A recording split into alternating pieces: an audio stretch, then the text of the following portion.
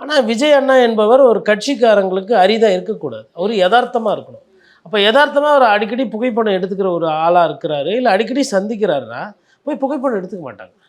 அப்போ நீங்கள் அவங்கள பார்க்குறதில்ல, சந்திக்கிறதுல போது தான் சொந்த கட்சிக்காரர்களே வந்து அந்த அத்தனை வாட்டி புகைப்படம் எடுக்கணும்னு ஆசைப்படுறோம். அதை செல்ஃபி இல்லை தனித்தனியாக எடுக்கணுன்றது. இதை தாண்டி இது இது ரொம்ப அவங்களுக்கு சாதாரணமாக ஆயிடுச்சுன்னா அப்படின்னா இது எங்கே போய் நிற்கும்னா அவரோட வீடு ஃபங்க்ஷனுக்கெல்லாம் அவங்களை கூப்பிடுவாங்க. மேபி கிரகப்பிரஸ்துக்கு போக முடியாது, பட் கல்யாணம், பெரிய நிகழ்ச்சி, இல்லை துக்க நிகழ்ச்சி, அந்த மாதிரி விஷயத்துக்கு போகலாம். அப்போ என்ன ஆகிடுவாங்கன்னா அவங்க குடும்பத்தில் ஒருத்தராக நீங்கள் பழகிடுவீங்க. இப்போ நீங்கள் தான் சொல்கிறீங்க என் குடும்பம் என் குடும்பம் என் குடும்பம்னு, ஆனால் அவங்கள உங்கள் குடும்பத்தில் நீங்கள் இன்னும் ஏற்றுக்கலை, அவங்கக்கிட்ட நீங்கள் இயல்பாக இன்னும் பழகலை. அப்போது அந்த நேரம் என்பது இந்த மாதிரி விவகாரங்களை விரயமாக்கி கொண்டிருக்கிறது.